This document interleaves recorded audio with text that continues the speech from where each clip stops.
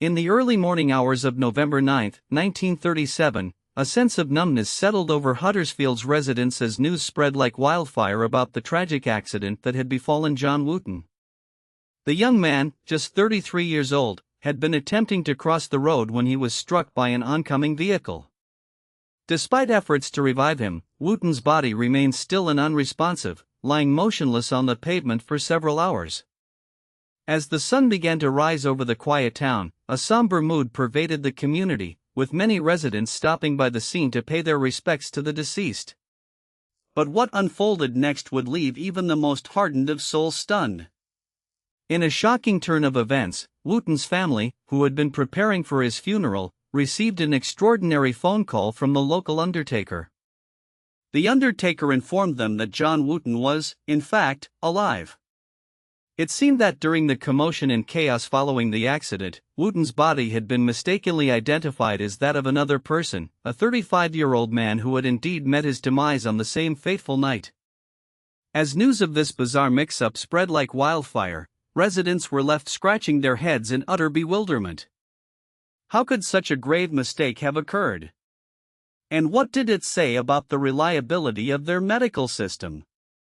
The revelation sent shockwaves through Huddersfield, leaving many to wonder how John Wooten's fate had been sealed so hastily. The incident raised serious questions about the importance of accurate identification and the potential for human error in emergency situations.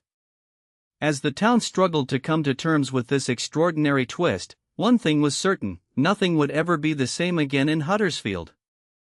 John Wooten's body lay on the pavement for several hours, a stark reminder to the people of Huddersfield that life can be extinguished in an instant. As news of his death spread, it seemed a tragedy of unmitigated sorrow had befallen the community. But as fate would have it, something peculiar was brewing. At approximately 8:45 p.m. on November 9, 1937, John Wooten's body began to exhibit signs that defied explanation. His limbs started to twitch and convulse, sending shockwaves of unease through the small crowd gathered around him. The medical team on scene, comprising Dr. Frederick Johnson and his assistants, were baffled by this sudden development. As word of the inexplicable occurrences surrounding John Wooten's body spread like wildfire, the townsfolk's collective gasp turned to whispers of dread. How could a man who had been pronounced dead be exhibiting signs of life? Were the medical professionals present merely witnessing some strange anomaly, or was something more sinister at play? The initial assessment by Dr. Johnson and his team indicated that John Wooten's brain activity levels were indeed registering, albeit faintly. This raised more questions than answers. Was he truly alive, or simply experiencing a macabre form of death throes? The ambiguity surrounding this unprecedented situation hung precariously in the balance as the medical community wrestled to comprehend what they were witnessing. John Wooten's family and friends were present at the scene, their faces etched with both hope and despair. As news of his possible return spread, their collective hearts sank with every passing minute that failed to bring a spark back into John's eyes. Little did they know that this was only the beginning of an extraordinary tale that would captivate Huddersfield and beyond, challenging conventional wisdom on life and death itself.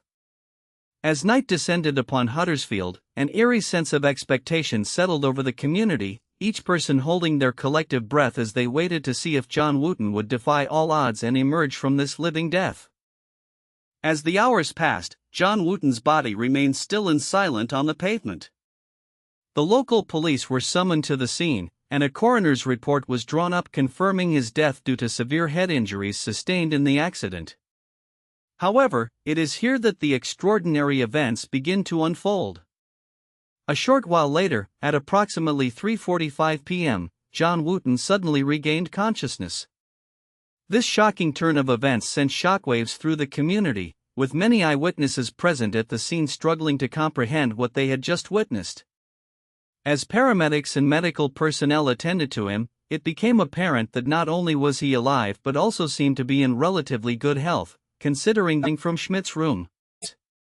The exact nature and extent of these injuries were meticulously documented by doctors, who noted a severe concussion, multiple lacerations, later recalled witnessing the same phenomenon, a local authority stirring within Schmidt's body.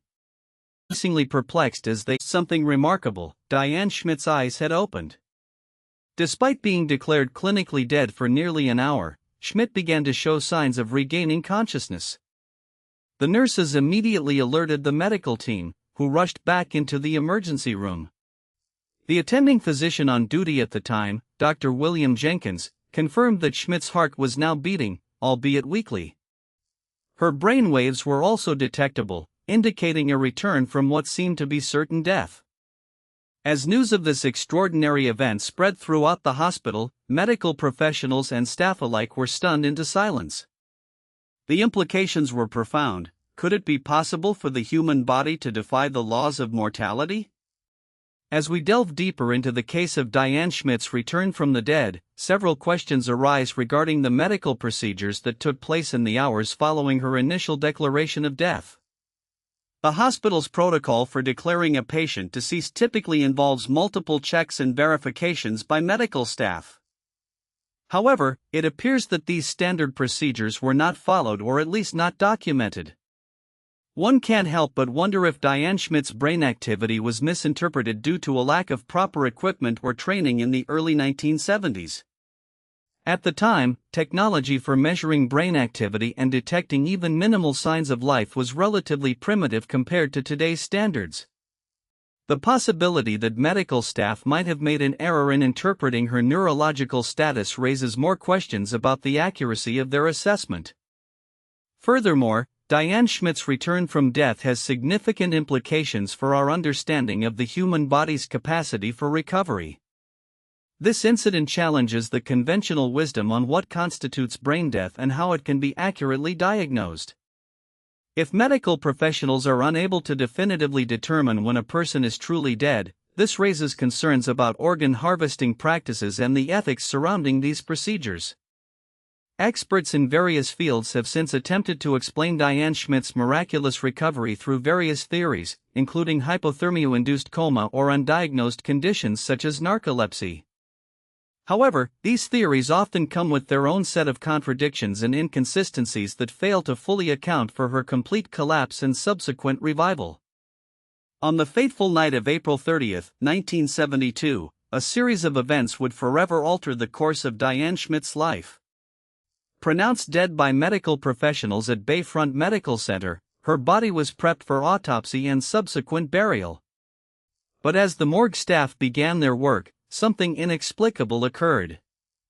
Diane's heart, which had stopped beating hours earlier, suddenly started pumping blood once more.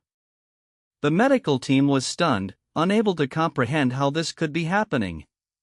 They immediately notified the hospital's administration, who in turn alerted the coroner's office. But as news of Diane's miraculous revival began to spread, questions arose about the circumstances surrounding her death and subsequent resurrection. Rumors swirled that Diane had been misdiagnosed, a common occurrence at the time. Others speculated that she may have been a victim of mistaken identity. Yet, as medical experts delved deeper into the case, it became clear that something more extraordinary was at play.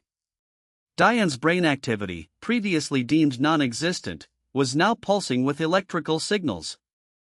The medical team's confusion turned to awe as they struggled to understand the mechanisms behind this phenomenon.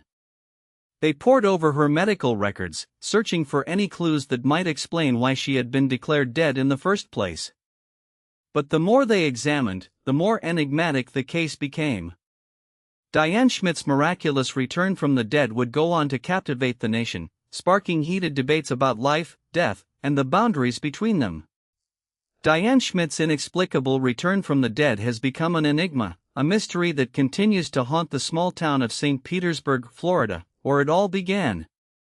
As we delve into lay out John's clothes, Alice noticed a faint abundantly clear. Nothing about Diane's revival makes logical sense. First, she thought it was just a trick of the light or her own tired eyes playing tricks on her, but as she peered closer, she could have sworn she saw. As we reflect on the events that transpired in Huddersfield on November 9, 1937, it's clear that John Wooten's supposed demise was merely a brief pause in his life story. The notion that he had returned from the dead sparked a mix of awe and trepidation among the townsfolk. Some saw it as a miracle, while others regarded it as an anomaly best left unexplained.